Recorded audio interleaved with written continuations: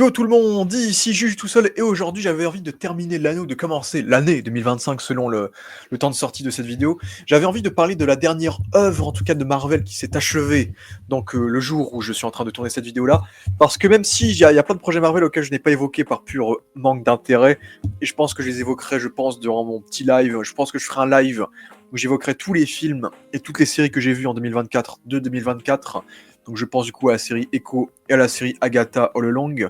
Mais j'avais envie de faire une vidéo sur cette série-là qui me tenait particulièrement à cœur parce que c'est un concept que j'aime beaucoup. C'est un concept qui m'intéressait pas mal à l'époque de son annonce, puisque il s'agissait de l'annonce de la toute première série d'animation du MCU. Il s'agit de la série What If, donc qui s'inspire des comics Marvel What If. Chez DC, on aurait plus des Elseworlds, mais grosso modo, on est sur le même délire, juste les noms sont différents.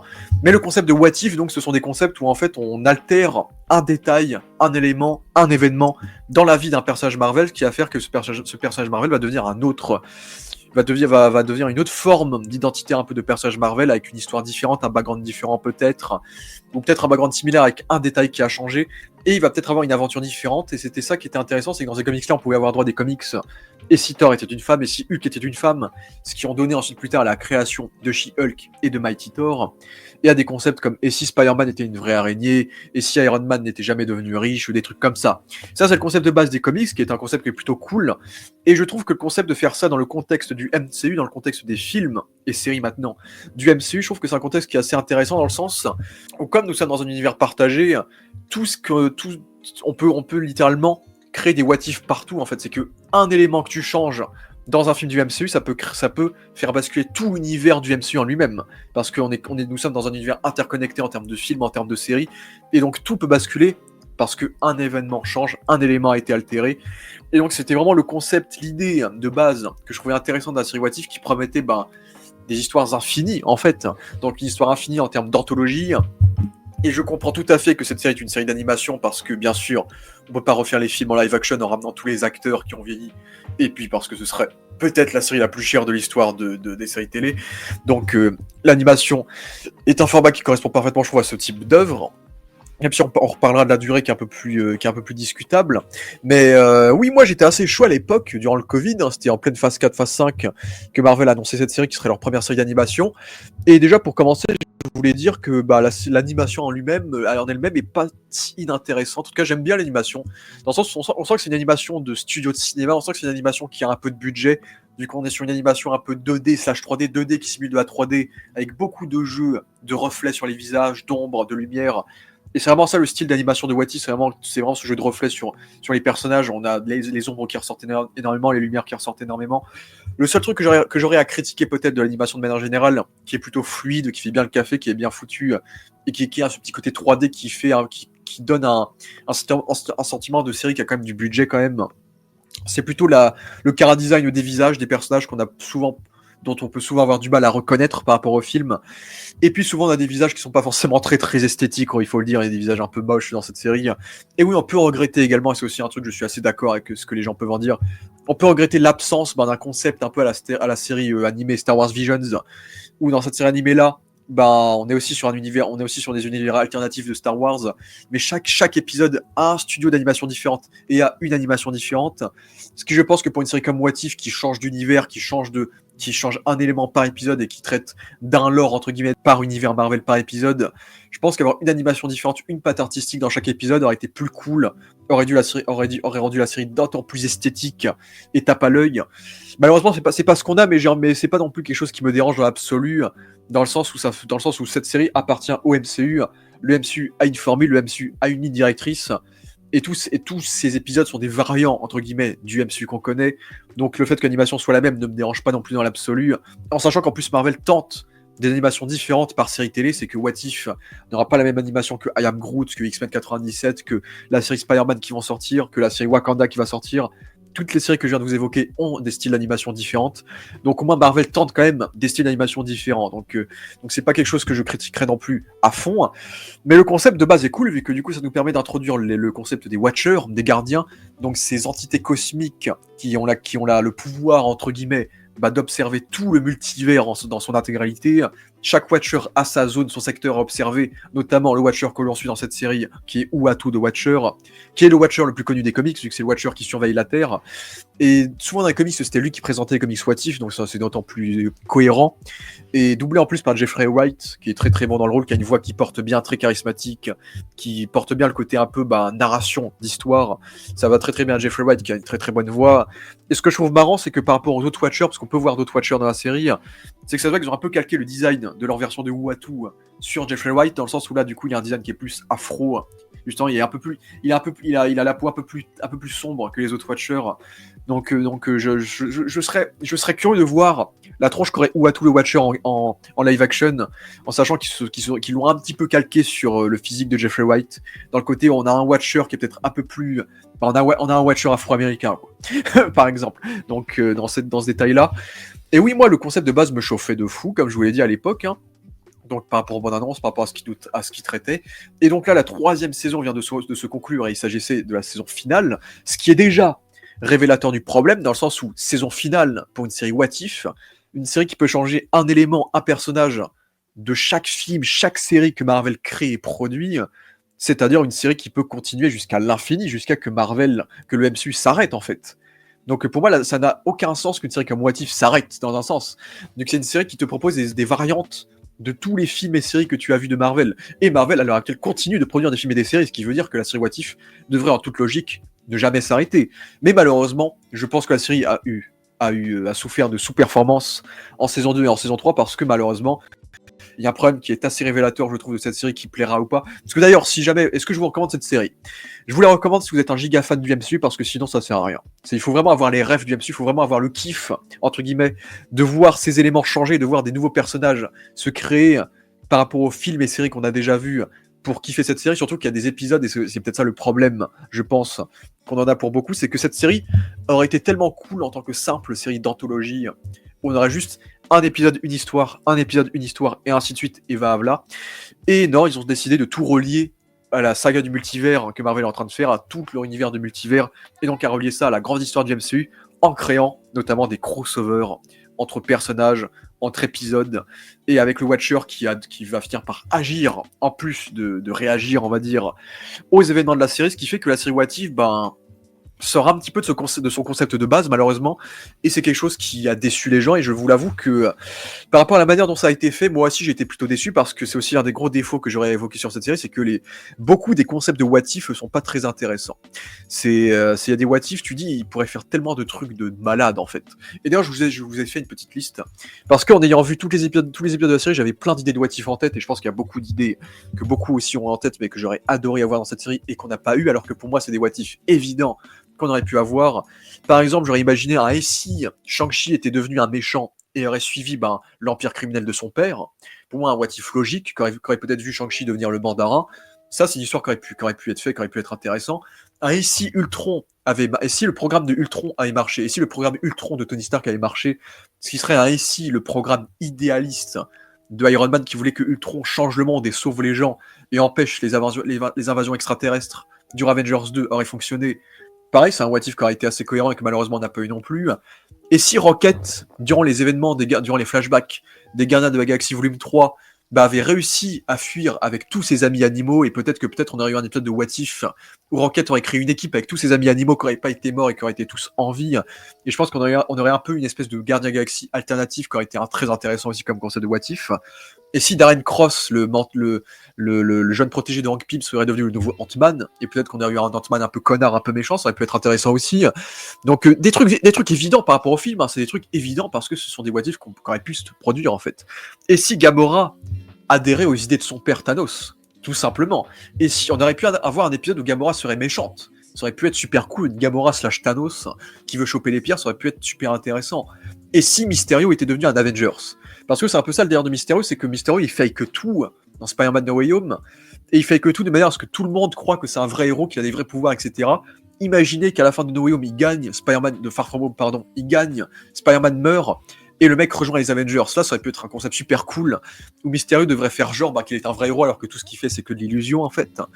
Et si les Éternels seraient intervenus sur la Terre plus tôt que dans les événements du film, Par exemple, les Éternels seraient intervenus en 2012 pendant le premier Avengers ou des trucs comme ça aurait pu être intéressant aussi. Et si Gore, bon ça c'est un peu un what if personnel parce que je suis assez triste de ce qu'ils ont fait de Gore dans Thor 4 quand même. Et si Gore avait tué tous les dieux, ça aurait pu être cool comme idée aussi. Donc un peu comme Ultron dans la saison 1 qui était un grand méchant aussi. Et puis on a les what if un peu plus évidents. Et si Captain America travaillait pour Hydra, et donc on aurait eu Captain Hydra, ce qui est quelque chose qu'on aura peut-être dans les films Avengers qui arriveront. Et si c'était Bucky qui devenait le nouveau Captain America au lieu de Sam, pareil, on aurait pu peut-être avoir une version alternative un peu de Falcon and the Winter Soldier. Et si Iron Man, ça, j'aurais kiffé avoir ça. Et si Iron Man avait affronté le vrai mandarin durant les événements du Iron Man 3, donc soit Ben Kingsley aurait joué le vrai mandarin, soit on aurait eu le père de Shang-Chi qui est le vrai mandarin, et il aurait affronté du coup Iron Man, ça c'est le truc qu'on n'a jamais eu malheureusement. Parce que c'est aussi comme ça que je voyais le concept de What If. Je voyais le concept de What If comme l'occasion de rectifier, de corriger un peu des erreurs qu'ils ont commises dans les films à propos de certains personnages.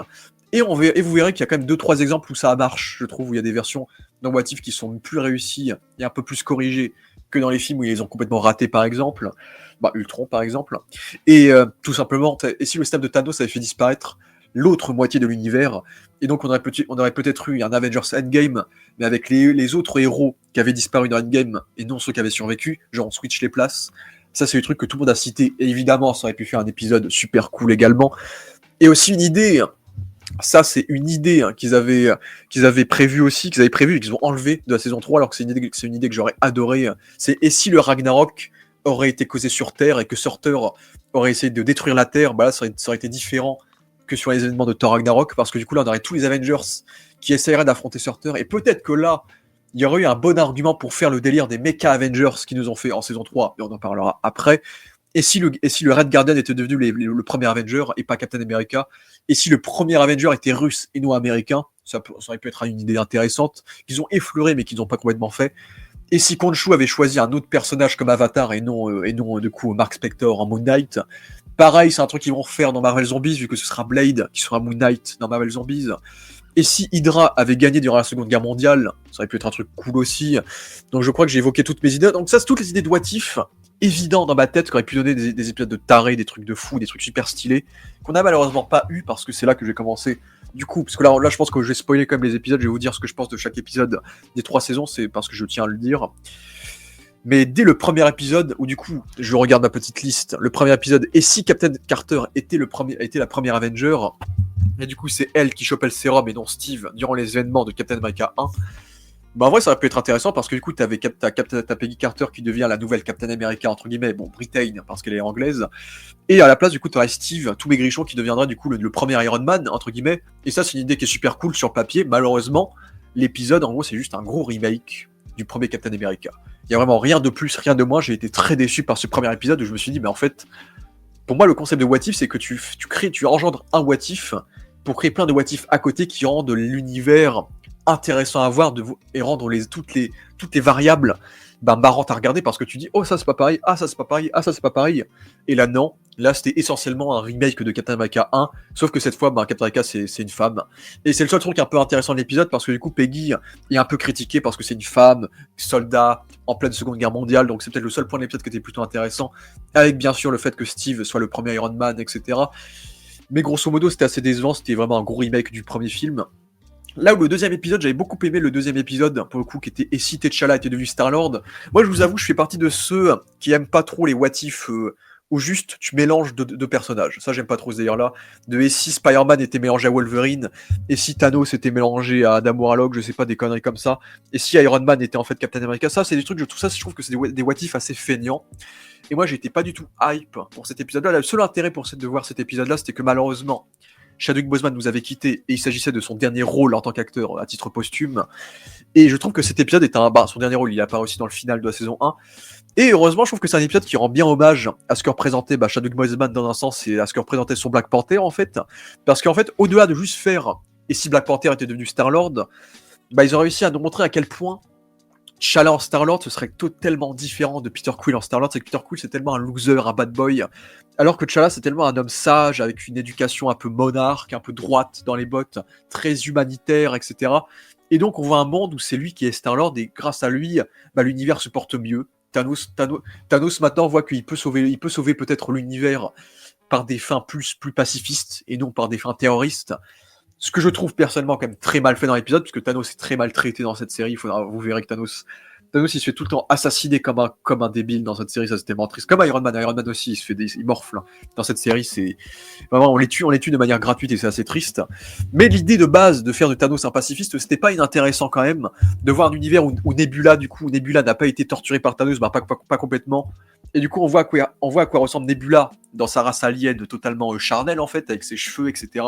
Et le fait qu'elle devienne presque une love interest en fait pour Star-Lord, la relation avec Yondu qui est plutôt intéressante entre le jeune T'Challa et Yondu, du coup un peu comme avec celle avec Peter Quill dans les films. Et si Drax n'avait jamais perdu sa famille, on verra un Drax qui est chill, qui vit une belle vie. On verra un collectionneur qui serait super stylé, toujours doublé par Benicio del Toro, qui aurait tué tous les Avengers, qui serait assez cheaté, ça c'était stylé aussi. Et puis ça leur donne aussi l'occasion également de mettre un peu plus le personnage de Howard le Canard, qui on rappelle est le premier personnage de l'univers Marvel à avoir eu droit à son propre film au cinéma grâce à George Lucas dans les années 80 et il était déjà apparu en caméo grâce à James Gunn dans les films du MCU quelques fois, mais bien sûr le format de l'animation permet plus l'idée d'avoir du coup Howard le Canard dans un rôle un peu plus important dans cette série là, et ça c'est plutôt cool, on va dire, d'avoir un peu plus de ce personnage là qui reste pas le premier personnage à avoir eu un film au cinéma chez Marvel, quoi, il faut le dire quand même. Et donc je trouve que c'était un épisode qui était assez cool dans le sens où ça montrait l'espoir en fait, l'espoir que représente T'Challa, l'espoir que même que ce soit en Black Panther ou en Star-Lord, c'est un personnage qui voudra toujours sauver autrui, qui voudra toujours apporter la paix, l'humanité, la beauté. Et je trouve que c'est un épisode qui était très symbolique de l'humanité, de l'icône qui était Chadwick Boseman et du fait que malgré son décès, il a continué à se battre pour sauver des enfants qui avaient le cancer, de soutenir des gens, etc. Et donc je trouve que c'est un épisode qui était assez beau par rapport à ce sous-texte-là, qui n'était pas du tout voulu bien sûr. Mais voilà, ça restait quand même un épisode qui m'a beaucoup plu dans cet aspect-là. Et moi j'ai beaucoup aimé l'épisode 3 de la saison 1, qui était un épisode... En gros c'est un épisode où en fait c'est un épisode qui se basait sur ce comic book que peu de gens connaissent du MCU, qui s'appelle La Grande Semaine de Nick Fury, parce qu'en fait il faut savoir que les événements de l'incroyable Hulk, de Iron Man 2 et du premier film Thor se déroulent en même temps. Et Nick Fury, lui, il doit gérer tous ces 3 films en même temps. Il doit gérer les événements de ces 3 films en même temps. Et du coup, on se sert de cette semaine-là pour qu'en fait, on te tue tous les Avengers qui sont sur le point d'être recrutés pour être des Avengers, se font assassiner de façon mystérieuse. Et j'ai adoré avoir un épisode Marvel style Hitchcock, avec une musique un peu style panique, terreur à la Hitchcock, avec ce côté thriller, avec Nick Fury qui enquête sur pourquoi on tue chacun des potentiels Avengers. En plus, il y a Coulson qui est le meilleur personnage du monde de Marvel qui revient. Et donc d'ailleurs, c'est marrant de voir le Hulk de Mark Ruffalo vivre les événements de l'incroyable Hulk d'ailleurs. Et donc je trouvais que c'est un épisode très très cool dans ce côté tension, ce côté-là. Et à la fin, et du coup, j'ai adoré ce twist où du coup c'est le Yellow Jacket, c'est Hank Pym en tant que Yellow Jacket comme dans les comics. Dans les comics, le Yellow Jacket original c'est Hank Pym qui devient Ant-Man, mais après Hank Pym au bout d'un moment va tellement sombrer par les conséquences un peu des particules qu'il inspire quand il devient Ant-Man, qu'il va commencer à perdre la boule, à gifler sa femme Janet, et à devenir une sorte de anti-héros / méchant qui est le Yellow Jacket. Et donc faire un what if où Hank Pym perd la boule parce que sa fille est morte à cause de Nick Fury, et du coup il se décide de buter tous les Avengers, et du coup il a un costume qui est mi-Ant-Man, mi-Yellow Jacket. J'ai trouvé ça super cool parce qu'on a tellement rien fait avec le Hank Pym du MCU, alors que Hank Pym c'est un personnage extrêmement important de l'univers Marvel. Et j'ai toujours détesté l'idée de commencer la saga Ant-Man par Scott Lang, qui est tellement pas intéressant, et pas par Hank Pym.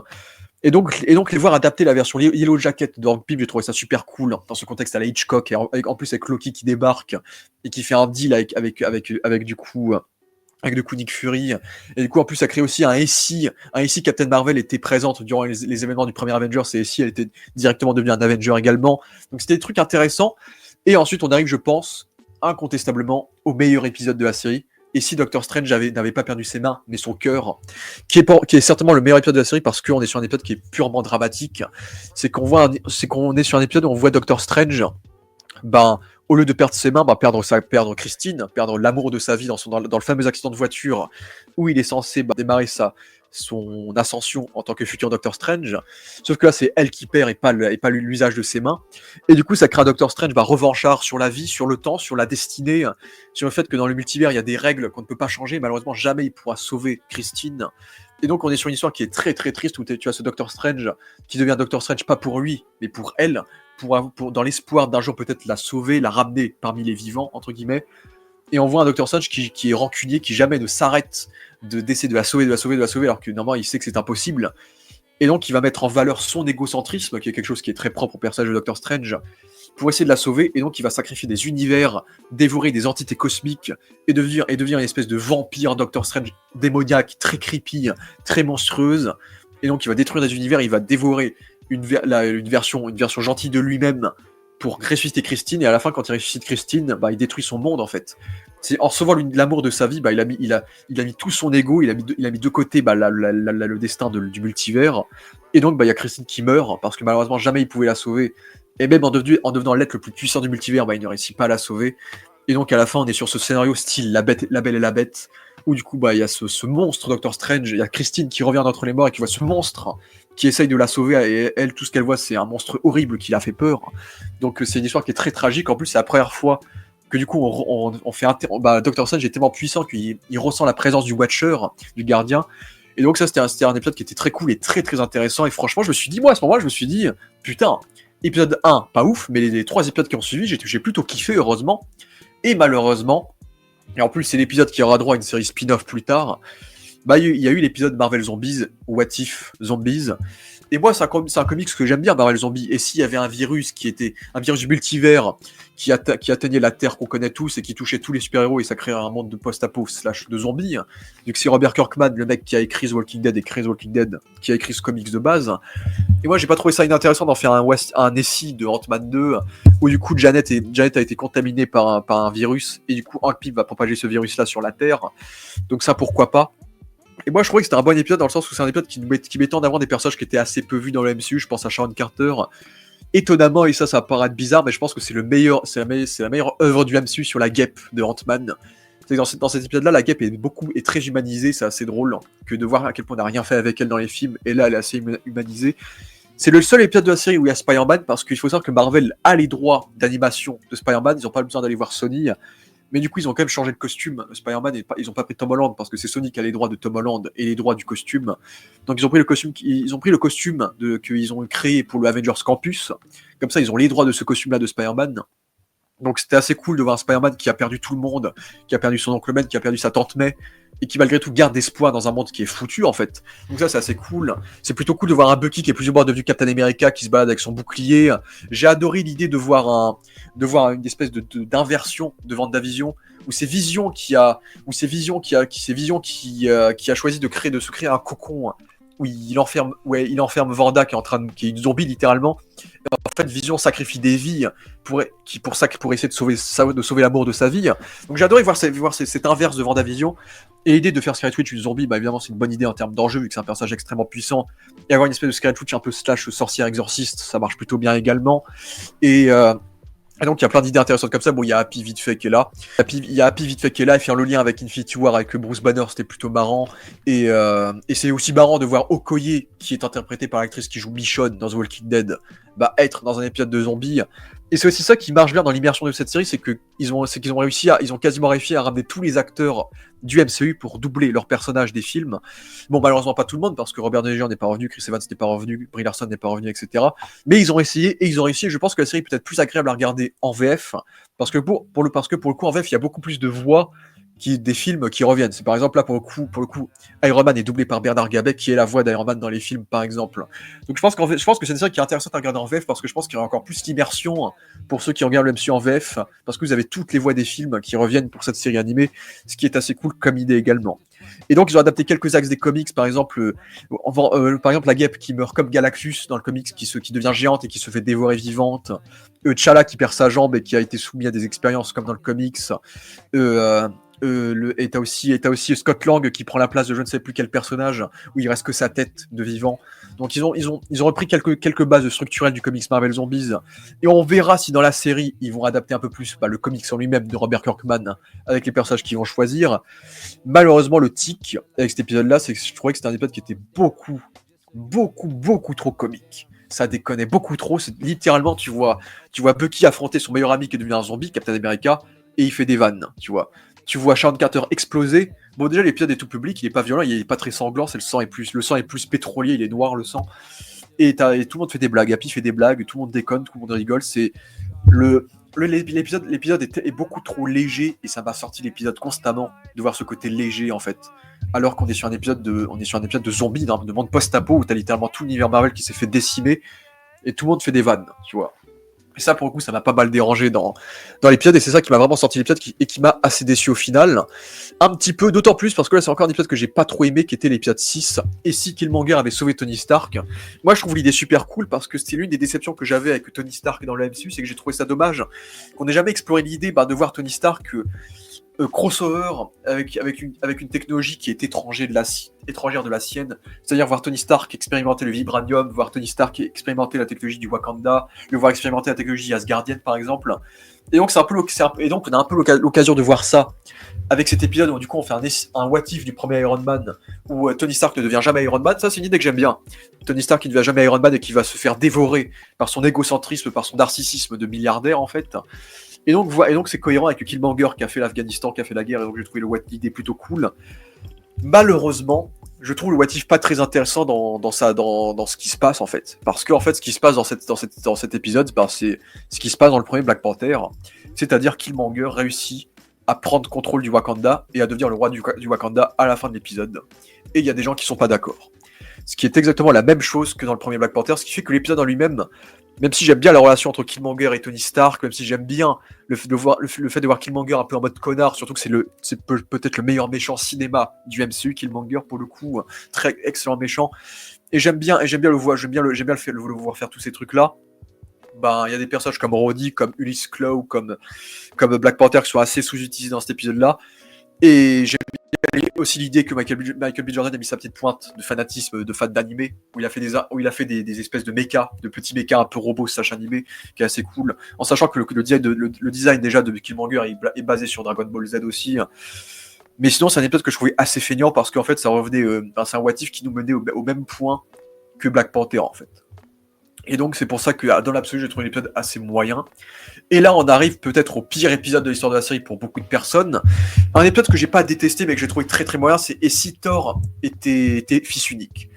Et il y a des idées que j'aime bien dans cet épisode-là, c'est-à-dire notamment voir Loki en tant que géant de glace, voir que Loki a jamais été rejeté par son père et voir un monde où Loki est un géant de glace. Ça c'est plutôt cool comme idée. On a une scène d'action entre Thor et Captain Marvel qui est plutôt stylée dans cet épisode-là. Et c'est tout. En vrai, parce qu'en vrai, le reste, c'est Thor. En fait, vous prenez le Thor de Thor 4, vous le foutez en 2011, et vous le foutez à Las Vegas, et il va faire une giga fête qui risque de mettre fin à l'humanité. Et du coup, on voit un Thor débile, détestable, qu'on a envie de gifler pendant tout l'épisode, avec plein de personnages cosmiques qui font la fête un peu partout, sans qu'il y ait aucun sens. Et ça donne un épisode que personne n'a aimé, que moi j'ai trouvé très très moyen malheureusement. C'était cool de voir qu'ils aient pu avoir Nathalie Portman pour cet épisode-là, c'était cool de voir Howard le Canard quand même. On aurait pu faire quelque chose de tellement plus intéressant en sortant du second degré et en faisant un vrai what if. Loki était un genre de glace et peut-être qu'on aurait peut-être une rivalité entre deux clans, Jotunheim et Asgard. Donc je trouve qu'on n'allait pas assez loin. Je trouve que cet épisode-là était beaucoup trop comique malheureusement. Et on relèvera que c'est la seule fois de l'histoire du MCU que Maria Hill devient directrice du Shield. Ce qui par rapport aux comics c'est une insulte, on va dire, parce qu'elle aurait dû le devenir au moins une fois dans les films, mais ils ont flingué le personnage. Donc on va relever ce point-là au moins, mais ouais, épisode vraiment pas très intéressant malheureusement. Mais tout ce bordel-là sera sauvé entre guillemets par l'épisode 8, qui est l'épisode Et si Ultron a gagné. Et ça c'est un épisode qui est assez stylé, assez cool, parce qu'on adapte un peu les comics l'ère d'Ultron, où dans ce comics-là, Ultron se mélange à la race des Phalanx, qui est une race d'aliens métalliques. Et en gros, il va réussir à anéantir un peu tout l'univers cosmique de Marvel, à assouvir l'univers cosmique de Marvel et à créer un monde et à créer un univers un peu post-apocalyptique slash cosmique. Ultron est l'être le plus omnipotent de l'univers, l'être le plus puissant de l'univers. Et c'est un peu ce qu'on a avec cet Ultron-là, où du coup on te fait ici, Ultron a réussi à faire de Vision son corps, du coup il a le corps de Vision, et Vision n'a jamais existé. Et si Ultron avait récupéré toutes les pierres de l'infini, et si Ultron était devenu l'empereur un peu de la Terre, et si Ultron avait exterminé toute l'humanité jusqu'à qu'il n'y ait plus aucune trace de vie dans l'univers en fait. Et même si c'est encore un épisode qui est très facile parce que on bute Thanos comme une merde et ça n'a aucun sens et jamais Thanos meurt comme ça. Et il y a énormément de facilité scénaristique sur la manière dont Ultron a réussi à buter Ego, à buter le Grand Maître, à buter les Gardiens de la Galaxie, à buter Captain Marvel, etc. C'est un épisode qui est quand même extrêmement satisfaisant à regarder. Bon, on relèvera que Iron Man crève encore, il crève beaucoup. Et j'avoue que oui, je trouve que ça commence à faire un peu too much. Hein. Faut quand même respecter Iron Man. C'est pas parce que vous avez fini avec le personnage qu'il faut le buter comme un chartreux dans cette série, quoi. Mais en fait, c'est un épisode qui faisait très épisode d'animé, en fait. C'est un épisode où on voyait Ultron avoir des scènes d'action de taré contre Captain Marvel, contre le gardien, qui se met à l'action, qui se rend compte que Ultron l'entend, et ça, c'était super cool comme idée, de briser le côté quatrième mur, avec Ultron qui entend aussi le gardien, tellement il est omnipotent, tellement son univers est silencieux, en fait. Donc c'est une idée qui est assez stylisée, qui nous donne une scène d'action cosmique, mais qu'on veut tellement avoir dans les films Avengers. On veut tellement avoir une scène d'action comme ça un jour dans les films Avengers, une scène d'action où ça détruit des multivers, où à chaque coup de poing, Ultron téléporte le Watcher dans un univers différent, un univers où il y a des Skrulls, un univers où Steve Rogers est président par exemple, tel univers où en plus Ultron grandit et dévore des voies lactées, le mec il se prend pour Galactus, et qu'on a le droit des scènes d'action. Déjà la série est très bien découpée parce que c'est une série d'animation, donc elle est bien découpée par définition à peu près en termes de réalisation, et donc du coup ça rend ces scènes d'action d'autant plus cool parce que je trouve qu'il y a un côté déjà très kung-fu dans les scènes d'action un peu du gardien quand il se bat contre Ultron, mais il y a un côté très animé, très très geek. En fait, c'est vraiment une grosse scène d'action de geek qui est très cool à regarder. Et en plus de ça, ça permet un peu de redorer le blason de Ultron qui a été un petit peu flingué par les films, par Avengers 2. Heureusement, on a appris que Ultron reviendra dans la série sur Vision et peut-être que là, il sera beaucoup mieux traité. Donc en plus, c'est Ross Marquand qui fait la voix du personnage, qui joue Aaron dans Walking Dead et qui avait fait la voix de Red Skull dans Endgame et qui l'a fait aussi dans cette série-là. Et en vrai, Ultron dans cette série-là, c'est pas le Ultron comique des films, c'est un Ultron qui est premier degré, qui dès qu'il détruit tout le monde, il devient premier degré, il pense que à la destruction. Et là, on a le vrai Ultron, un peu slash Terminator, qui a aucune trace d'humanité, qui est juste un programme qui exécute ce qu'il fait. Et quand il l'exécute de la meilleure des manières, de façon brutale. Et c'était tellement satisfaisant de voir un vrai Ultron, bien badass, bien omnipotent, surpuissant. Et donc là, on respecte vraiment Ultron, qui est censé être un méchant de ce niveau-là, un méchant extrêmement puissant, extrêmement intelligent. Et donc là, c'était un épisode qui était super satisfaisant, qui nous mène du coup au dernier épisode de cette saison 1, qui est du coup le crossover, où du coup on te crée les gardiens de l'univers, qui est un petit peu du multivers, qui est un petit peu une sorte d'adaptation entre guillemets de l'équipe des exilés de Marvel. Les exilés qui sont aussi une équipe, bon, c'est plus une équipe basée X-Men, mais c'est aussi une équipe des comics où justement tu as des personnages du multivers de différents univers qui sont réunis pour devenir une équipe qui doit protéger le multivers. Donc là on a un peu le même délire. Et donc j'ai trouvé ce concept là assez cool. Donc d'avoir cette équipe là. Bon, malheureusement il y avait pas tous les personnages coup de cœur dans cet épisode là. C'est que Captain Carter est un personnage qui est assez apprécié, Charles Star-Lord était cool, Killmonger qui évidemment est trahi sur la fin, c'était cool de l'avoir aussi, Gamora, bon là aussi c'est là qu'on voit un petit peu les petites dissonances qu'on a avec la série, parce que l'épisode sur Gamora n'était pas encore sorti, donc Gamora a rejoint l'équipe alors que son épisode n'était pas sorti parce qu'ils l'ont décalé pour la saison 2 à cause du Covid. Du coup, il y avait aussi le Doctor Strange omnipotent qui était là, et ça nous donnait encore une fois, et il y avait le Thor, malheureusement le Thor casse-couille qui était là aussi, et ça nous donnait encore une fois des scènes d'action qui étaient super cool, super disproportionnées par rapport au côté multiversel. Donc contre Ultron, c'était assez stylisé à regarder. Mais c'était un épisode qui était vraiment le festival des facilités scénaristiques. C'est vraiment, on leur donne des runes pour les protéger des pouvoirs des pierres d'infinité. C'est impossible que des héros pareils tiennent aussi longtemps face au pouvoir des pierres d'infinité. Et puis t'as le fait ce délire comme quoi les pierres d'infinité de tel univers ne marchent pas dans tel univers, et ça n'avait aucun sens aussi. Et à la fin, du coup, Ultron se fait battre, et j'avais beaucoup aimé cet aspect-là que je viens d'évoquer. J'avais beaucoup aimé le côté monde post-apocalyptique, où du coup ils avaient fait un récit, c'était Hawkeye qui sacrifiait sa vie et non Black Widow. Par rapport aux événements de Avengers Endgame, ils ont refait cette scène-là avec un Hawkeye post-apo, une Black Widow post-apo, et c'était assez stylé de voir Black Widow se battre avec le bouclier de son père, de Red Guardian par exemple, et de voir un Hawkeye badass, un peu plus dans le style Ultimate, où justement il est un peu plus en mode mercenaire, stylisé, un peu dépressif. Donc ça c'était plutôt cool d'avoir cette adaptation-là. Et j'étais très content de les voir faire le Arnim Zola des comics, c'est-à-dire le Arnim Zola slash l'IA qui s'empare d'un corps robotique dont le visage apparaît sur son torse. Donc j'ai trouvé ça cool. Bon, autant je trouve qu'ils ont forcé un peu de faire de Killmonger une menace multiverselle. Je sais que tout le monde aime ce personnage, mais quand même, à l'échelle de l'univers Marvel, Killmonger c'est pas non plus ça. Mais mettre Arnim Zola à faire le Arnim Zola des comics, qui tue Ultron et qui le remplace et qui a le design des comics avec son visage sur le torse de Vision, ça c'était stylé pour le coup. Et donc ça nous a donné une saison 1 que j'ai trouvé assez moyenne de manière générale. Parce que je trouve qu'il y a des concepts qui étaient super cool. L'épisode sur Ultron, l'épisode sur Star-Lord, l'épisode sur Nick Fury, l'épisode sur Doctor Strange surtout. Et puis il y a eu des déceptions, l'épisode sur Thor, l'épisode sur Killmonger, l'épisode sur les zombies, le premier épisode sur Captain Carter. Et un final qui était peut-être assez stylé en termes de crossover, mais extrêmement facile et prévisible et pas non plus extrêmement intéressant. C'est vraiment un gros épisode d'action un peu bourrin, quoi. Donc, moi j'étais assez divisé parce qu'honnêtement on peut avoir des concepts plus intéressants que ça, et j'avais de l'espoir un peu pour la saison 2 parce que moi j'aime bien cette série de manière générale, honnêtement. Donc c'est pour ça que j'évoque ça. Et malheureusement je fais aussi cette critique parce que j'aime bien cette série, mais malheureusement ils auraient pu aller tellement plus loin dans beaucoup de concepts, et c'est ce qu'on va continuer avec la saison 2 du coup. Moi personnellement ça va être un avis qui va un petit peu diviser les gens, je pense. Mais moi, je pense que la saison 2, c'est ma saison préférée de What If, honnêtement. J'ai pas compris pourquoi les gens étaient si divisés sur la saison 2, alors que personnellement, je trouve que c'est largement, pour moi, la meilleure de la série. Parce que beaucoup de personnes ont rejeté la série parce que les concepts de What If sont pas intéressants, et parce que Marvel a commis l'erreur de faire de cette série une série multiverselle, et pas une série d'anthologie.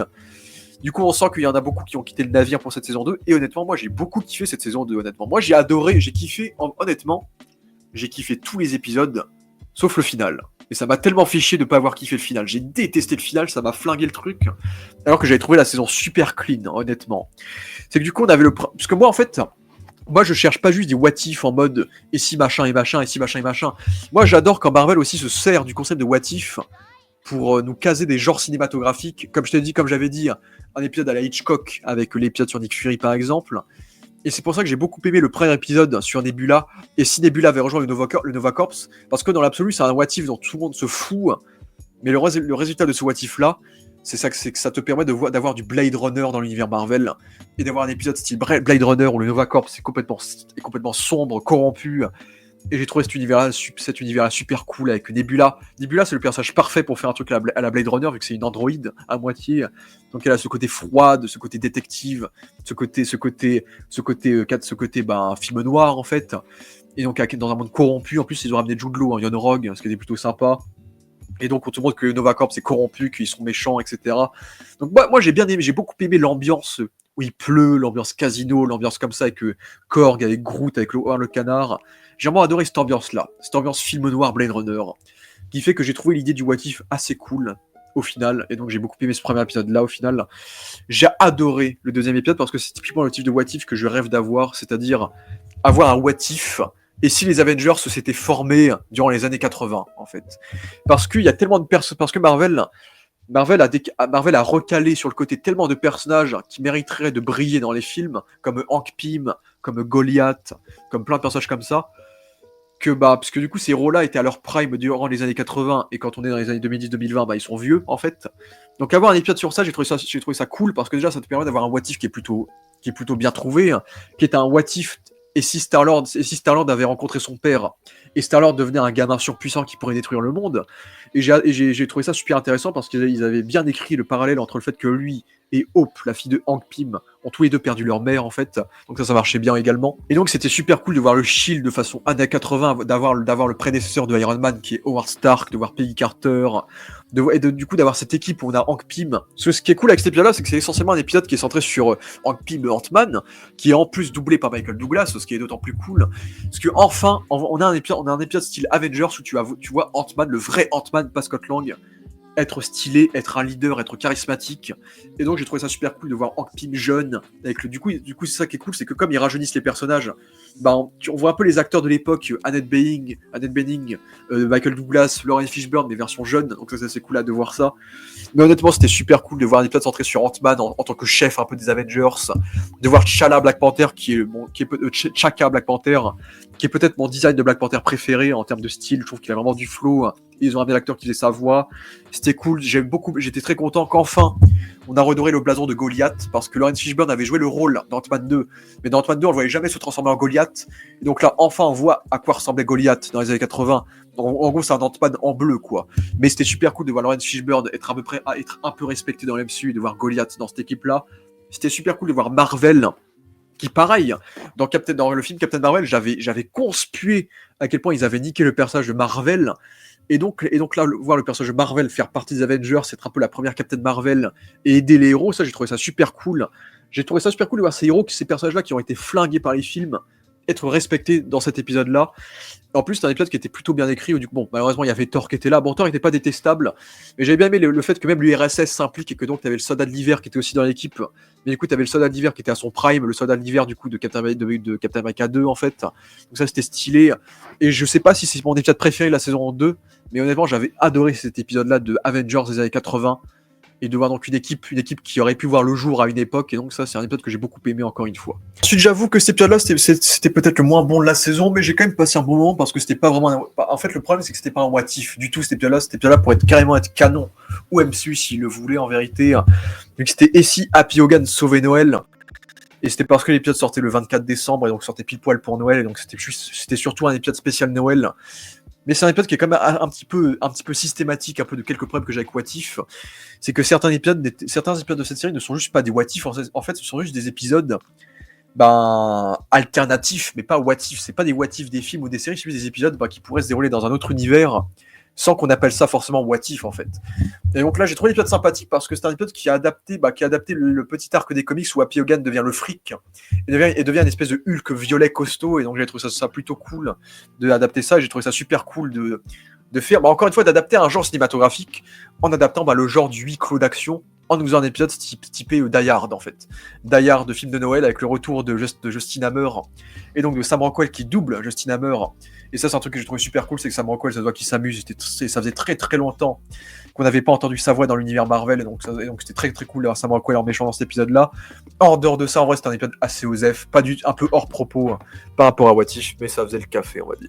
Et puis il y avait l'épisode 4, qui était le fameux épisode de la saison 1, qui a été reporté à la saison 2 parce qu'ils n'avaient pas eu le temps de le finir à cause de la pandémie du coronavirus. Qui est un épisode que j'ai vraiment kiffé parce que c'est un SI Iron Man était atterri chez le grand maître à Sakaar. Et donc j'ai bien cette idée d'avoir un SI Iron Man n'était jamais sorti de l'espace et n'était jamais rentré dans le portail qui le ramenait à New York à la fin du premier Avengers. Et du coup il était bloqué dans l'espace en 2012, en plein moment où Thanos a envie de le buter parce qu'il vient de détruire son vaisseau Chitauri. Donc j'ai bien kiffé cette idée-là. Et en plus, ça nous permettait de nous refaire un remake, entre guillemets, de Thor Ragnarok, et donc de Planète Hulk, mais avec Tony Stark.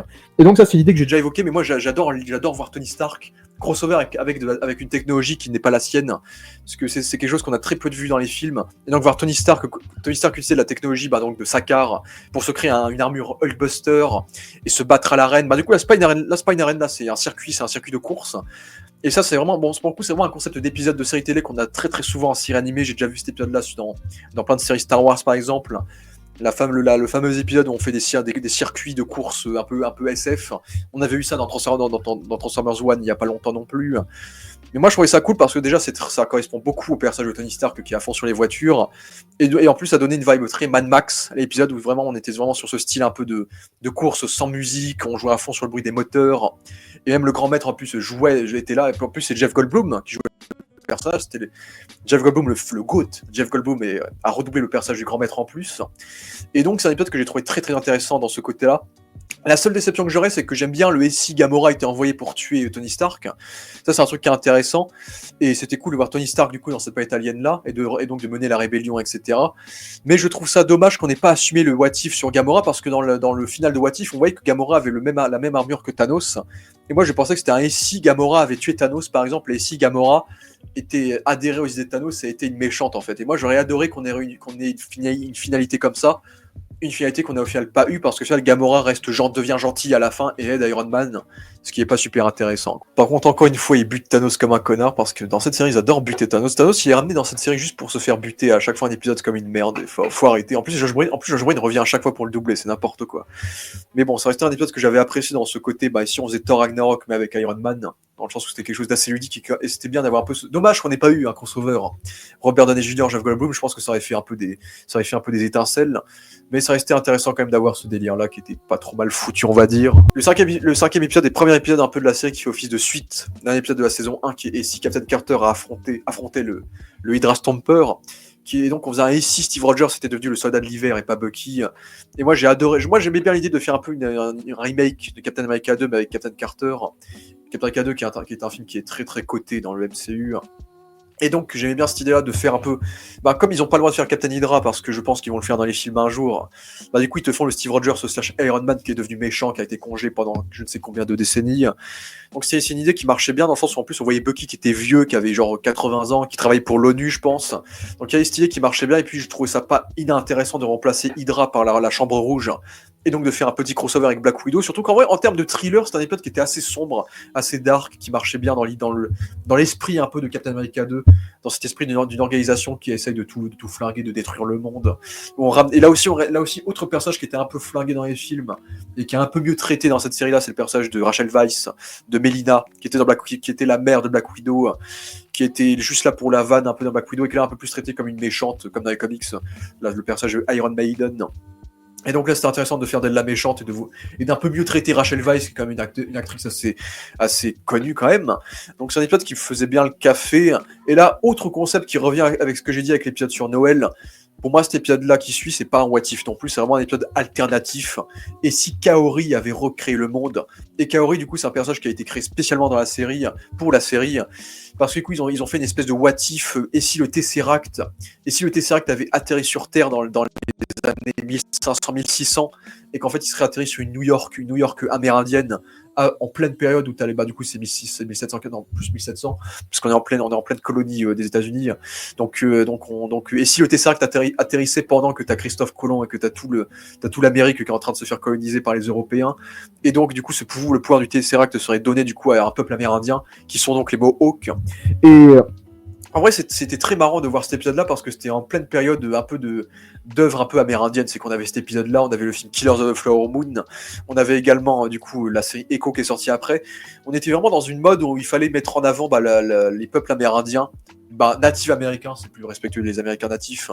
Du coup, durant la sortie de cet épisode, et autant en tant que what if, je trouve que c'est très hors sujet, que ça a un peu rien à foutre là, autant j'ai trouvé l'épisode plutôt bien foutu en termes d'histoire. Dans le sens où c'était vraiment l'une des rares histoires du MCU qui est complètement originale, basée sur aucun comics, basée sur rien du tout.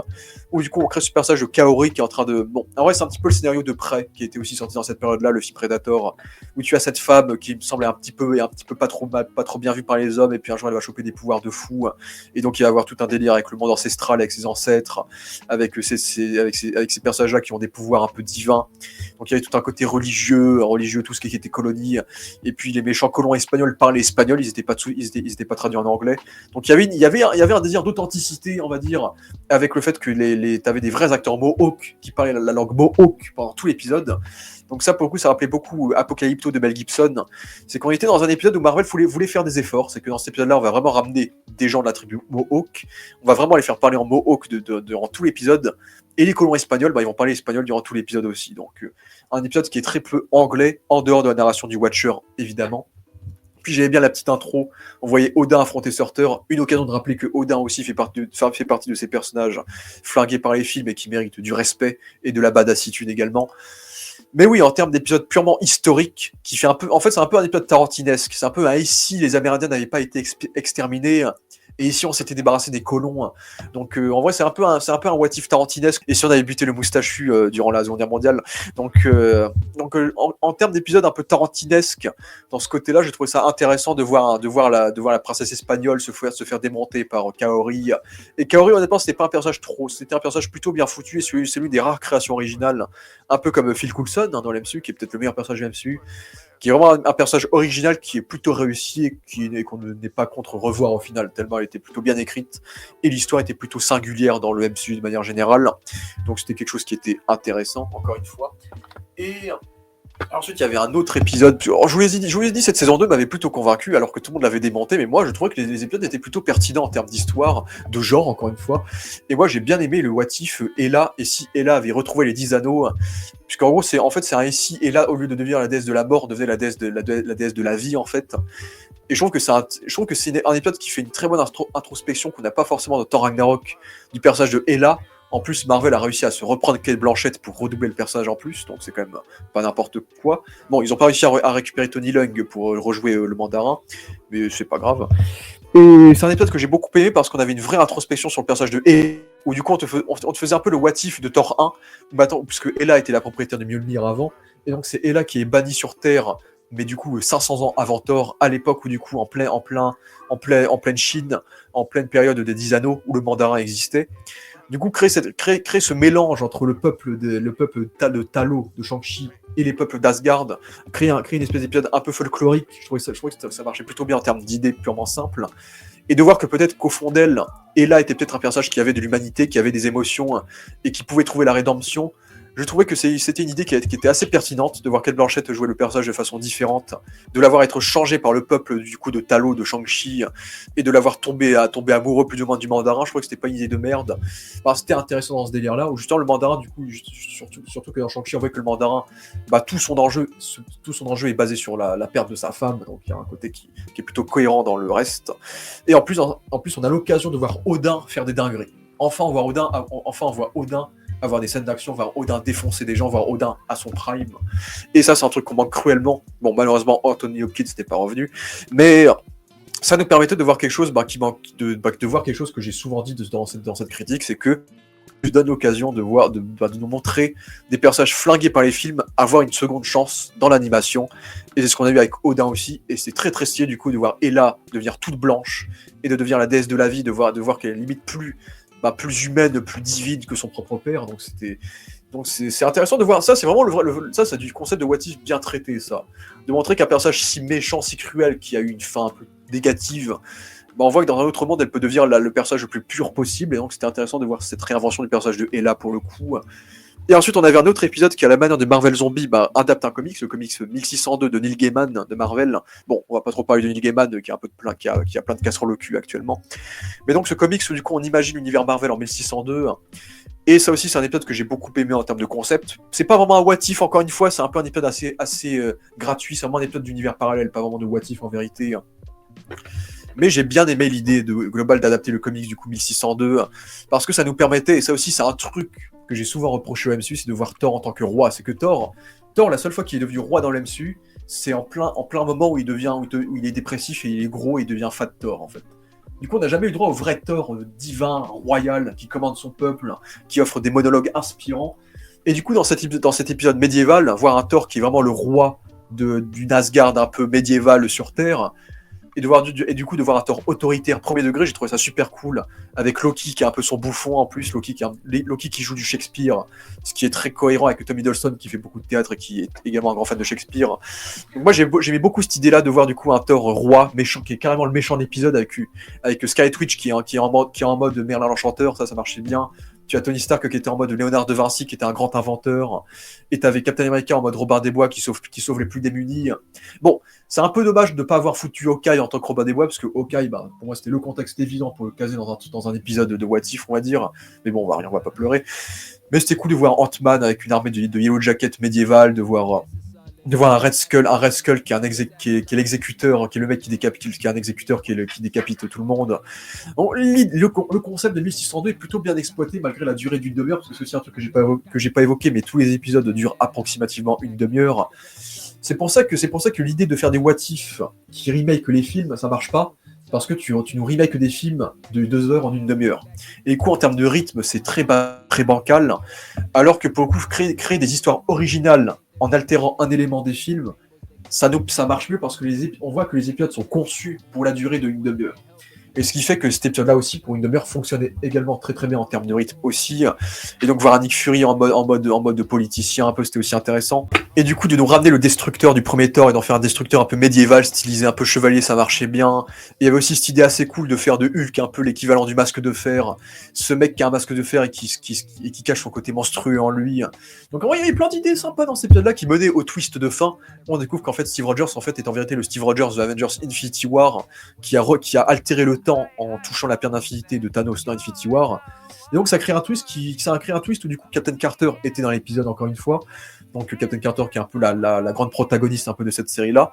Et ça marchait bien en vérité, parce qu'en vérité, du coup, ça nous ramenait un petit peu le couple Steve Peggy sur le devant de la scène, et ça donnait un peu un cœur dans cet épisode-là qui marchait bien, entre du coup Peggy, qui avait pour le coup la vibe un peu Captain Britain, britannique médiévale, qui fait que même sa présence reste cohérente dans l'épisode, qui fait qu'on avait quelque chose de plutôt intéressant, et honnêtement, c'était une petite adaptation de Marvel 1602 que j'ai trouvé pas trop mal, Et c'est là que j'ai un peu pété un plomb, c'est qu'en général, j'ai plutôt kiffé tous les épisodes de la saison 2.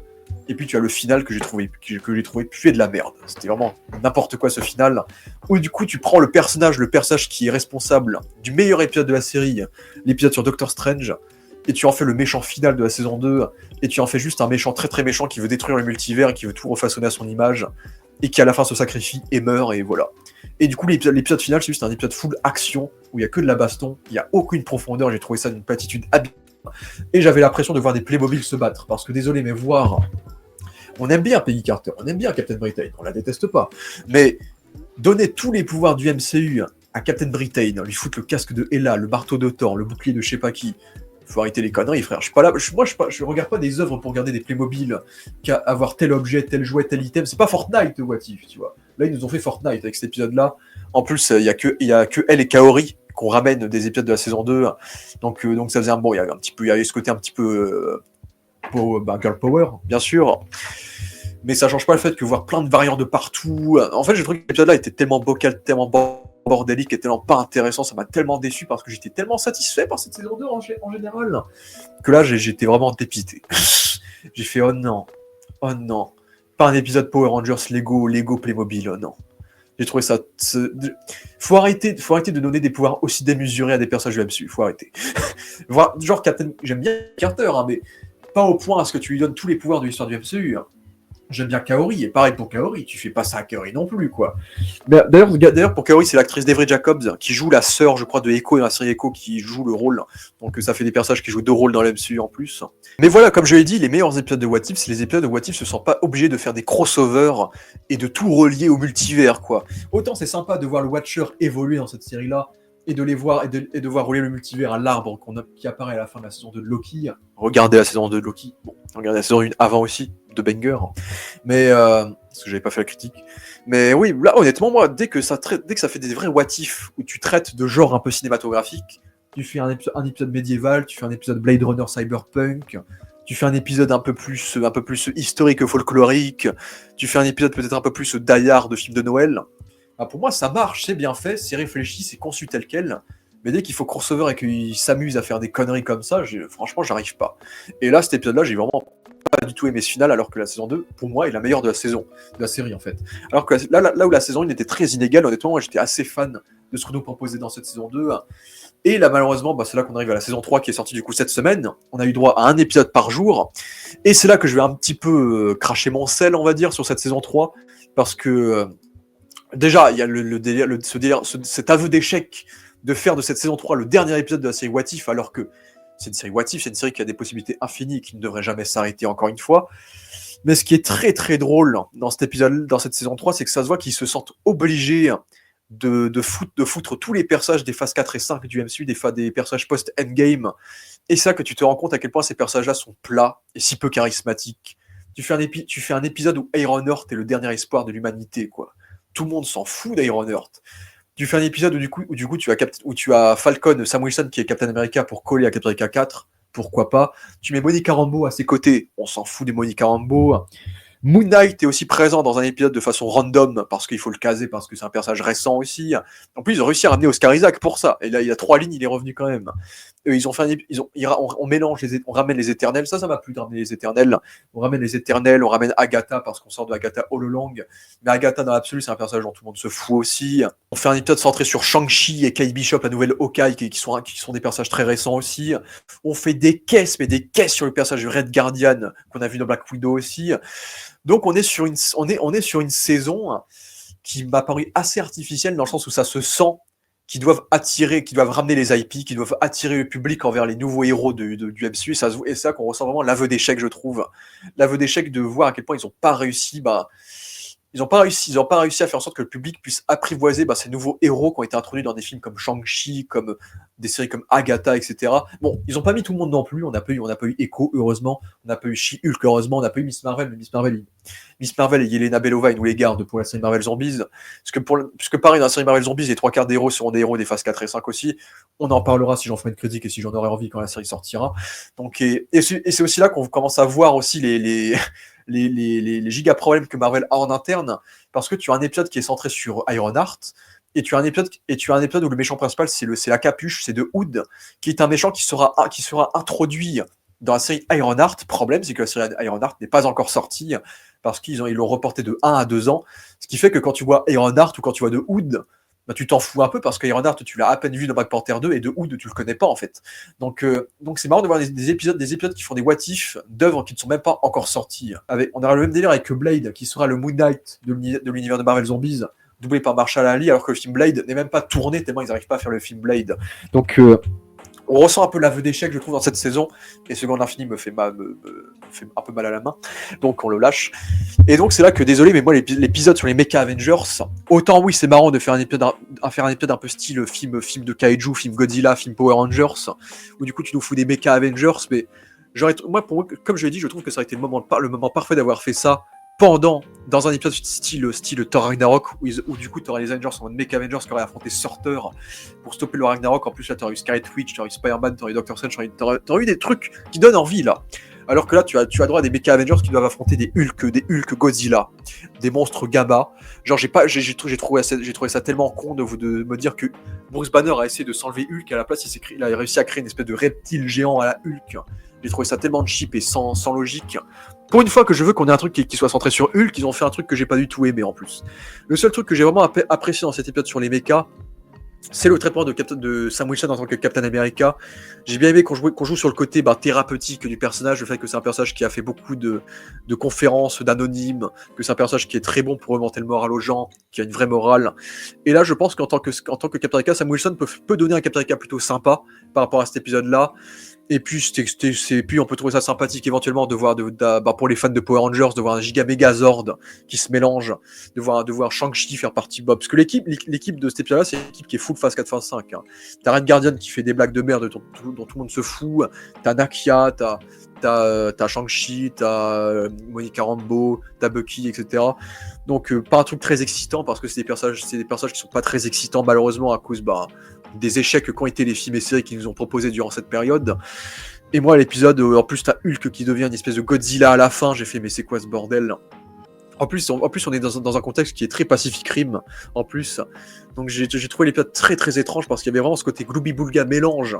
Moi, j'ai dit que j'aime bien le fait qu'on joue sur des genres filmiques, mais je trouve ça tellement incohérent, tellement peu sensé, tellement peu pertinent en termes de scénario et d'idées de what if, parce que pareil, c'est pas un what if, cet épisode-là, c'est pas du tout un what if. Hein. Ça reprend aucunement un truc d'un film, hein. C'est même pas un what if, c'est vraiment un épisode d'univers parallèle comme un autre, en fait. Donc j'ai vraiment pas du tout aimé le premier épisode. Puis on a vu le deuxième, que j'ai trouvé pas trop mal, parce que c'est un épisode que j'ai trouvé encore une fois symptomatique de cette idée assez cool de mélanger les genres cinématographiques en faisant un épisode style un peu Babylone, style comédie musicale hollywoodienne en fait. Et moi j'ai beaucoup aimé l'idée, du coup moi j'étais pas convaincu au départ, et puis au final je me rends compte que mélanger l'univers de Agatha Harkness de WandaVision du coup et de Kingo des Éternels, je trouve que ça fait des étincelles. En plus, c'était cool parce que du coup, ils ont ramené le côté Howard Hughes de Howard Stark en faisant un réalisateur de cinéma qui peu importe ce qui se passe, il adore quand la caméra tourne. Et du coup, ils ont ramené Jarvis de Agent Carter, ce qui est encore cool de ramener un peu tout ce qui touche à l'univers de Agent Carter. Et du coup, il y avait une vibe qui était très Agent Carter dans cet épisode-là, qui était assez cool pour ceux qui ont vu la série. Cette vibe un peu rétro années 40, cinéma d'époque. Une vibe un petit peu à la Babylone, ce chef-d'œuvre que vous devez tous voir d'ailleurs au cinéma. Enfin, plus au cinéma, mais s'y ressort aussi. Bref. Mais voilà. Moi, j'ai beaucoup aimé cette idée-là de Agatha qui a le pouvoir d'absorber tout ce qu'elle peut et qui va essayer d'absorber un Céleste pour devenir aussi puissante qu'une Céleste. Et moi, ça m'a fait beaucoup plaisir de revoir l'univers des Éternels, de revoir Arishem, et donc d'avoir une giga baston entre Agatha et Arishem, c'était assez cool à voir. Du coup, de voir Kingo faire du Bollywood, de voir Agatha faire de la danse plus classique, un peu à la Marilyn Monroe. Moi, j'ai trouvé que c'était assez cool de faire un épisode un peu sur la puissance, le pouvoir un peu du cinéma, de ce que ça représente, du pouvoir de l'art un peu, et d'à quel point l'art, à quel point on peut capturer des images incroyables et surréalistes. Et donc c'est par le cinéma, par le prisme de l'art et du cinéma et de l'humanité entre guillemets, que Agatha accepte de pas être une Céleste méchante et qu'elle accepte de devenir une star de cinéma avec Kingo. Et donc moi, c'est un épisode c'est encore une fois une idée de what if auquel personne penserait. mais qui je trouve a une pertinence dans une perspective purement artistique, on va dire, un peu de genre. Et donc moi j'ai plutôt aimé cet épisode 2, là où j'étais assez mitigé sur l'épisode 3, parce qu'en vrai l'épisode 3, et si le Red Guardian avait stoppé le soldat de l'hiver, en vrai je pense que tu pourrais de bâtard de faire un et si Howard Stark n'avait jamais été assassiné, ça changerait tellement de choses, parce que ça voudrait dire que peut-être Tony Stark ne deviendrait jamais Iron Man, et peut-être que le soldat de l'hiver n'aurait jamais été repéré par Bucky, peut-être qu'on n'aurait jamais eu la Civil War. Donc en vrai, on aurait pu faire un truc de fou avec ça. Et au final, on fait juste un épisode un peu style russe, un épisode style Ruskov avec Red Guardian et le soldat de l'hiver, les deux agents un peu mercenaires russes qui font équipe. Et autant c'était sympa de ramener Obadiah Stane, et pour moi la seule vraie pertinence intéressante de cet épisode-là, c'est qu'on montre que Bucky a quand même de l'humanité en lui en tant que Winter Soldier, ce qui marchait plutôt bien, de faire un peu un truc style buddy movie, un peu fatal, hein, c'était pas trop merdique comme idée. Puis encore une fois, on ramenait Lawrence Fishburne en Goliath, et c'est toujours bien quand on ramène Lawrence Fishburne quelque part. Et puis le seul truc qui est intéressant avec cet épisode-là, c'est que ça développe le personnage de Red Guardian, qui est juste un bouffon dans les films. Et là, on essaie de lui donner un petit background, le fait que le mec vienne de nulle part, que ce soit un personnage qui a été tellement pris par la propagande de son pays, que ça lui a un petit peu lavé le cerveau, et donc lui, il est à fond sur l'idéologie un peu marxiste, et donc c'est un personnage qui se sent trahi quand il est trahi du coup par la Chambre Rouge. Donc c'est intéressant de donner de la profondeur à Red Guardian dans un sens, ce côté Captain America russe qui arrête pas de respirer la propagande, et de lui donner un peu d'humanité dans cette relation qu'on lui crée avec Bucky. Après, je sais pas si c'est pertinent, parce que déjà, les deux vont se rencontrer dans le film Thunderbolts. Donc, est-ce que c'est un what if qui est pertinent en termes de pure interaction, quoi? C'est même pas un truc de ouf, en vérité. Mais voilà, ça restait un épisode qui était correct. C'était pas une dinguerie, encore une fois, mais ça apportait des nuances qu'on n'aura pas forcément dans les films, et donc, pourquoi pas, j'ai envie de dire. Mais encore une fois, avec le concept de Howard Stark qui s'est jamais fait tuer par le soldat de l'hiver, il y avait beaucoup mieux à faire, encore une fois, comme je le dis.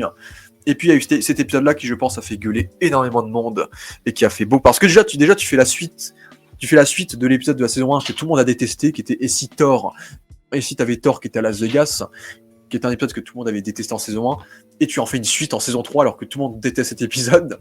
Et du coup, c'est une suite où c'est juste Et si Howard le Canard avait eu un enfant. Et qui en a quelque chose à foutre de voir le canard qui a un enfant avec Darcy des films Thor? Qu'est-ce que c'est que ce bordel? Qui a demandé ça? Et en vrai, je ne peux qu'être d'accord dans un sens. Et moi, j'ai trouvé ça extrêmement moyen, voire mauvais. C'est qu'autant je suis content qu'on consacre un truc à Howard le Canard dans le MCU, parce que Howard le Canard, ça reste un personnage plutôt connu de l'univers Marvel, qui mérite un peu quand même un truc centré sur lui, j'ai envie de dire. Et Darcy, on apprécie Darcy, ça dépend, moi elle me cassait les couilles dans les films Thor. Mais moi, je trouve qu'honnêtement, ils ont réussi à créer une bonne alchimie entre Howard le Canard et Darcy, en fait. Je trouve que l'alchimie était plutôt touchante. L'espèce de couple, ce couple que personne n'a vu venir. Et l'idée de cette œuf, en fait, cette idée de scénario complètement débile, où t'as cette œuf qui crée une convergence, et tout l'univers cosmique de Marvel veut choper cette œuf. Donc j'étais en mode, mes frères, il y a Cassidius de Doctor Strange, il y a Nick Fury avec Coulson qui revient encore une fois. J'espère que c'est pas le dernier rôle de Clark Gray en Coulson. T'as les Skrulls, t'as les Géants de Glace, t'as Malekith et les Elfes Noirs, t'as Thanos, t'as Zeus qui débarque, t'as le Grand Maître. Autant c'est super cool de voir tout l'univers cosmique de Marvel se réunir dans un seul événement, autant l'événement en question, il laisse à désirer, quoi. Surtout qu'on est sur un épisode qui est très très comique, très très humoristique, et donc c'est un truc qui m'a vraiment pas trop plu. C'est que Jeff Goldblum, il m'a un petit peu saoulé dans cet épisode-là, et je trouve que cet épisode-là est très symptomatique de la baisse un peu de budget de What If dans cette saison 3, parce que ça se voit que dans cette saison 3, ils ont pas réussi à recruter tous les acteurs qu'ils auraient pu avoir. Ils ont pas réussi à avoir Russell Crowe, ils ont pas réussi à avoir Mads Mikkelsen, ils ont pas réussi à avoir Christopher Eccleston pour les rôles qui n'ont pas été doublés dans cet épisode-là. Ils ont pas réussi à avoir ils ont pas réussi à avoir Benedict Wong, ils ont pas réussi à avoir Danai Gurira, ils ont pas réussi à avoir Michelle Yeoh dans l'épisode sur Ironheart en plus, ils ont pas réussi à avoir Jake Gyllenhaal. Bon, peut-être qu'ils avaient pas les droits parce que Spider-Man, mais il y a plein de personnages, il y a plein d'acteurs qu'ils avaient déjà eu dans les 2 saisons d'avant qu'ils ont pas réussi à avoir en saison 3, et donc ils ont juste pris des doubleurs classiques du coup. Donc je pense que c'est symptomatique de la baisse du budget et du manque d'intérêt que même certains acteurs ont peut-être commencé à avoir sur la série What If. Et donc je trouve que ça se voit dans cet épisode centré sur Howard le Canard et Darcy. Et autant j'ai trouvé l'épisode marrant parce que finalement cet épisode-là a vraiment une importance, parce que l'œuf qui va nous donner le personnage de Birdie, ça va être l'un des gros personnages qu'on aura dans la fin de la saison du coup. Mais sinon ouais, c'était tellement, on aurait autant, je trouve, l'idée marrante, tu vois. Mais autant, je me dis, parmi tous les concepts de what if qu'on aurait pu avoir, on nous fait ça. Voilà, quoi. Voilà, je veux pas être méchant, mais dans un sens, c'est quand même décevant, quand même. Et puis, il y a eu un épisode qui a été plutôt apprécié, qui est Et si l'émergence avait détruit la Terre? Et donc, au final, on s'attendait tous à un épisode centré sur les éternels, et en fait, non. c'est l'émergence s'est produit, mais c'est pas centré sur les éternels, au final. Et en fait, c'est un épisode qui est centré sur Ironheart, et en fait, on fait un et si Mysterio avait conquéri la Terre, ou en tout cas l'Est. Et moi, personnellement, c'est un épisode que j'ai trouvé bien, il est plutôt réussi, hein, honnêtement, mais j'ai trouvé qu'il était assez con en termes de scénario. J'ai trouvé très très facile en termes de scénario. C'est qu'on aurait pu avoir un vrai what if basé sur un film, basé sur un événement, basé sur un truc intéressant. Là, on nous fait l'émergence des éternels et on n'exploite pas du tout le côté éternel de ce what if là, ce qui est assez décevant. Et surtout, moi, j'étais constamment sorti de l'épisode déjà parce qu'il n'y avait pas les acteurs des films qui redoublaient les personnages des films, donc Wong, Okoye, etc. Et ça s'entendait. Et comme par hasard, et je trouve que le méchant de l'épisode est assez interchangeable. Là, dans cet épisode-là, c'est Mysterio qui règne sur la Terre et qui est le grand méchant de la Terre. Mais en vérité, on aurait pu mettre n'importe quel méchant scénaristiquement parlant. Et en plus, désolé, mais moi, ça m'a complètement sorti du truc que tu as la Terre qui explose en morceaux et tu as des zones de la Terre où il y a encore de la civilisation. Le fait que la Terre soit encore en vie, encore active, alors qu'elle a littéralement explosé, alors qu'elle a plus de noyau. Je me dis, mais en termes d'atmosphère, en termes de pure astronomie, de pure science, est-ce que ça n'a aucun sens, je pense. Genre, moi, ça m'a complètement sorti du truc de me dire, l'émergence s'est produite, et il y a des habitants sur Terre qui sont quand même encore en vie, genre, c'est ça. Quel est le fuck, quoi. En fait, je trouve que l'épisode en vrai est un peu écrit avec le cul, en fait. Et désolé, mais l'idée de faire de Ironheart la seule personne qui peut sauver le monde, j'ai trouvé ça super artificiel parce que ça se voit qu'ils essayent de rendre le personnage intéressant, alors qu'en vérité tout le monde s'en fout d'Ironheart. Déjà tout le monde s'en fout d'elle en comics et en plus vous voulez nous l'imposer en tant que personnage principal de sa propre série et de cet épisode-là. Et bon, donc j'ai trouvé l'épisode. En vrai, l'épisode en termes de scénario est assez moyen. Puis après, et puis il y a le reste. Bah après, sinon c'était assez sympathique à regarder, quoi. J'ai bien aimé voir un Mysterio qui règne sur le monde, parce que Mysterio c'est un personnage qui est quand même responsable de beaucoup de dingueries dans les comics. Hein. C'est à cause de Mysterio que Karen Page meurt dans les comics Daredevil. C'est à cause de Mysterio qu'on a les éléments de Old Man Logan qui se produisent dans les comics Old Man Logan, qui est aussi un comics post-apocalyptique. Donc voir Mysterio avoir un impact sur l'univers Marvel au sens large. Pour moi, c'est plutôt cool de voir ça. Surtout de voir que c'est la version des films, bon, qui n'est pas doublée par Gyllenhaal, mais vous m'avez compris. Et puis, c'est assez drôle de voir un épisode centré où tu as un méchant Mysterio sans Spider-Man qui est mieux foutu que les films de Sony sans Spider-Man. Ça pour le coup, c'est ironique de ce côté-là. Et puis oui, c'est assez cool de voir Mysterio avoir une armée de Iron Man, de le voir contrôler White Vision, qui est aussi un personnage qui a été intégré dans les phases 4 et 5, donc on reste dans cette logique des phases 4 et 5. Et bon, et aussi ce délire-là de faire de Ironheart une espèce de supérieur Iron Man à la fin, donc avec un peu le design des comics de supérieur Iron Man, ce qui est un truc qui est plutôt cool qu'on a jamais vu, mais bon, comme je l'ai dit, dans l'absolu, Ironheart on s'en fout. Et en plus, c'est dans cet épisode-là qui commence à instaurer l'intrigue globale de cette saison finale de What If, qui est que le Watcher a tellement évolué, a tellement gagné en humanité que maintenant le mec va commencer à intervenir, en fait. J'ai du mal à me dire que c'est à cause du personnage de Ironheart que le Watcher a tellement évolué, a tellement gagné en humanité qu'il se dit « Oh non, je peux pas la laisser crever. Je peux pas la laisser crever. Non, je peux pas, je suis pas si cruel, je suis pas un connard. Je sais que mon job c'est observer, mais là je peux pas. C'est plus fort que moi. » Et donc là, il agit et il sauve Ironheart, du coup. Et oui, c'est stylé de voir le logo Avengers, avoir une vue sur la Terre, de voir chaque membre, chaque représentant d'une sphère de Marvel. Wong qui représente les sorciers, Michelle Yeoh qui représente le Talo, Valkyrie qui représente Asgard, et il y a un quatrième personnage, et c'est Okoye qui représente le Wakanda. Il y a un petit côté un peu ONU de Marvel vite fait dans l'équipe post-apo, dans l'Alliance. Et c'est assez marrant de voir le Titanic qui leur sert de base, maintenant que le Titanic est sorti de la mer, etc.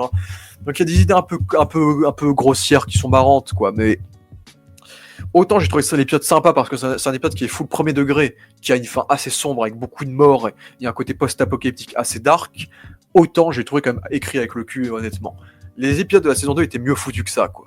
C'est comme la fin de l'épisode avec Red Guardian, où Red Guardian fait partie des Avengers. J'ai trouvé ça tellement ridicule et assez grossier, parce qu'en plus, ça voudrait dire que les scénaristes ont oublié qu'en faisant l'épisode sur Red Guardian, Iron Man n'est potentiellement jamais devenu Iron Man, et pourtant il est Iron Man dans ce plan-là, quoi. Donc bon, Beaucoup de personnes ont aimé cet épisode-là, mais honnêtement, j'ai trouvé ça assez moyen.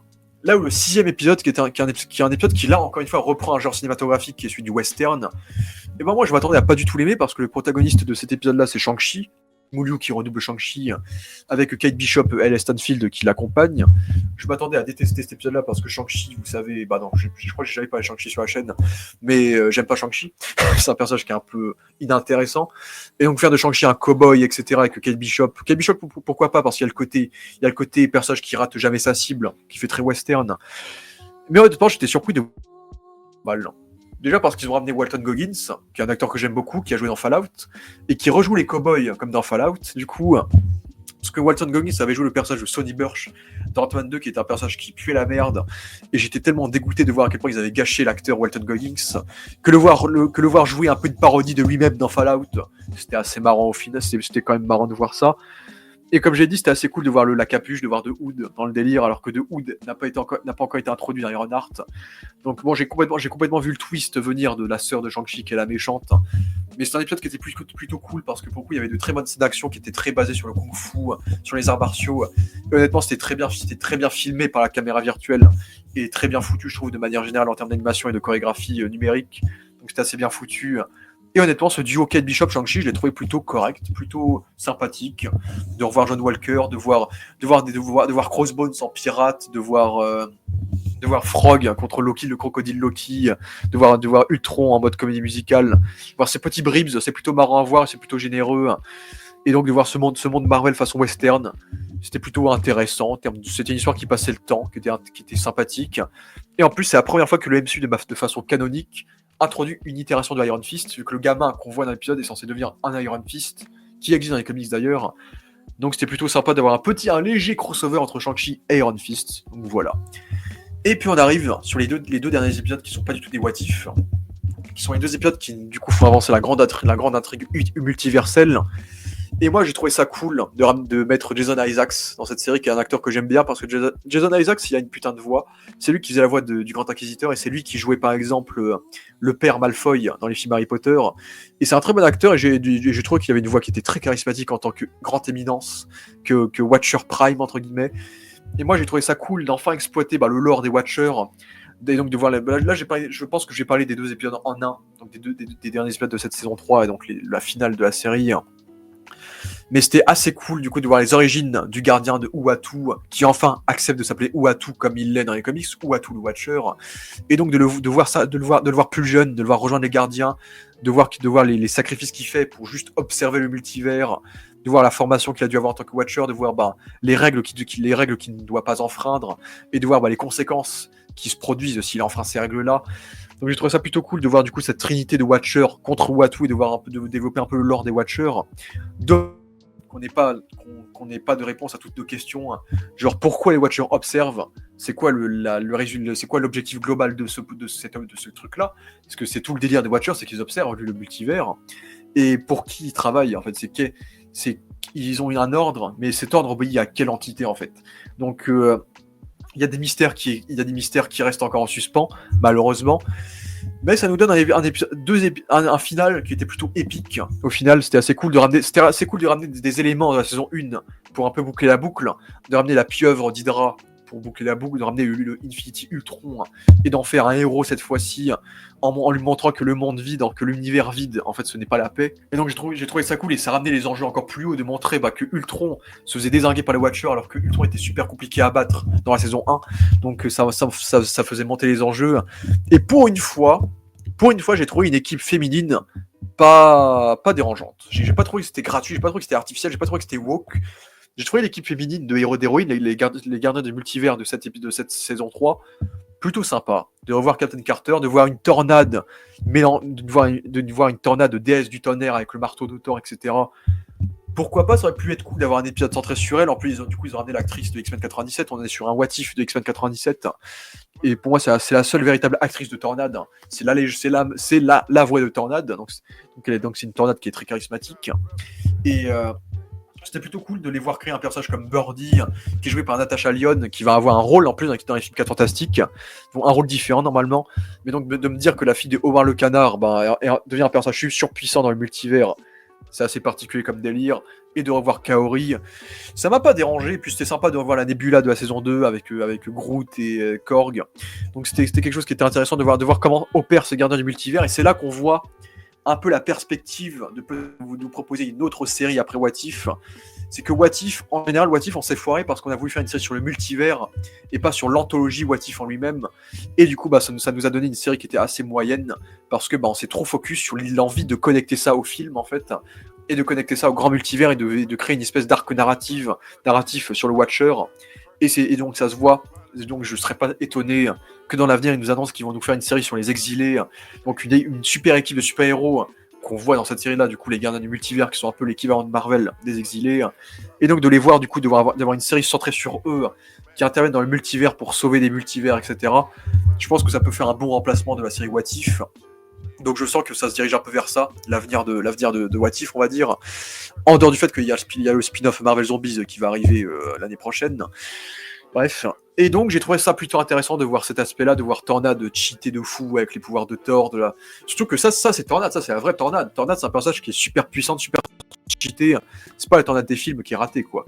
Donc ça c'était plutôt cool de voir ça.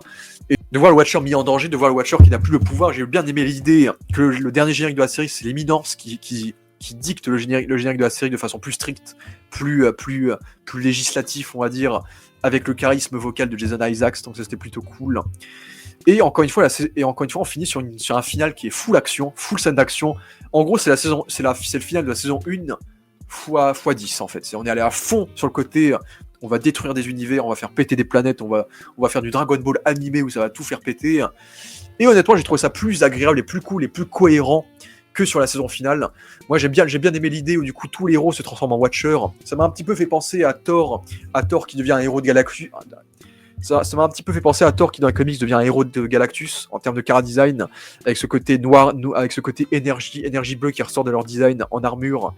Ça c'était quelque chose qui était plutôt cool. Le seul truc que j'aurais reproché, c'est que arrêtez de rendre Captain Carter super cheaté, les gars. Arrêtez avec ça. Arrêtez de faire... Captain Carter, elle est sympa, hein, mais à la base c'est juste une what if de Captain America en fait. Pourquoi faire d'elle une Power Rangers? Pourquoi faire d'elle la meuf la plus puissante du multivers? À la fin, c'est elle qui bat les Watchers. Et autant ça me paraît étrange, parce qu'il a été annoncé au casting que Hayley Atwell sera dans Avengers Doomsday, et je pensais qu'elle revenait dans le rôle de Captain Carter. Mais à la fin de cette série, Captain Carter, elle meurt apparemment. Après moi, j'espère qu'elle meurt, parce que je trouve que le personnage, on a quand même fait beaucoup avec ce personnage-là, et j'espère qu'on en a fini avec elle. Parce que je trouve que j'aime beaucoup Peggy Carter, hein, mais le personnage de base est censé être décédé depuis Civil War. Et quand elle a eu le droit à sa série télé, elle a eu le droit à plein d'apparitions, elle a eu le droit à un caméo en tant que Captain Carter dans Doctor Strange 2, elle a eu le droit à sa série, à What If, où elle était présente dans plein d'épisodes. Au bout d'un moment, on peut quand même dire au revoir à Captain Carter, quand même. Faut arrêter de la ramener tout le temps, quoi, quand même. Mais bon. C'est moi qui en a un peu marre, c'est comme Secret Invasion où t'as Emilia Clarke à la fin qui a les pouvoirs de tous les héros Marvel. Faut arrêter de donner des pouvoirs, où est la balance des pouvoirs dans l'univers de Marvel? Faut arrêter de donner des pouvoirs de façon artificielle et ludique, juste pour le fun. Et parce qu'à la fin ça flingue la chaîne élémentaire un peu de l'univers Marvel, quoi. C'est que t'as tout et n'importe qui peut devenir surpuissant maintenant. Et ça c'est un truc qui me saoule un peu. Et voilà, quoi. Le jour où il y aura Dark Phoenix, le jour où il y aura tel personnage surpuissant, ce sera moins impressionnant parce que des personnages comme Captain Carter, un jour ils sont devenus des entités cosmiques, quoi. Voilà. Donc voilà. Mais malgré tout, j'ai bien aimé l'aspect quand même métaphysique, un peu philosophique de la culture, un peu des Watchers, de voir Uatu qui lui a évolué, qui lui voit plus que juste observer, lui il voit l'humanité, il voit les choses. Et j'ai bien aimé comme qu'ils nous disent que Uatu n'a pas juste sauvé Riri Williams, il a sauvé d'autres personnages comme Madison, comme Nick Fury, etc. Donc ça nous montre que Uatu c'est pas juste en un épisode de What If que le mec a changé d'avis, quoi. Il a fait ça plusieurs fois. Et donc moi j'ai plutôt bien aimé l'arc du Uatu le Watcher qui est un peu le héros de la série, hein, Jeffrey Wright. Encore une fois, très charismatique, très bon personnage. Mais j'ai bien aimé son évolution au fil des 3 saisons où on le voit vraiment gagner en humanité, commencer à agir, commencer à s'attacher à ces humains. Et j'ai l'impression que maintenant, à l'avenir, on va peut-être plus se rapprocher des comics. Où dans les comics, Uatu le gardien, c'est pas juste un personnage qui observe, c'est un personnage qui prévient les héros Marvel. Et il y a des rumeurs qui attestent que peut-être il sera dans le film 4 Fantastiques. Donc peut-être que dans le film 4 Fantastiques, il va annoncer aux 4 Fantastiques que Galactus arrive et il sait comment ça va finir et il veut pas que ça se finisse de la même manière que dans toutes les variations qu'il a pu voir.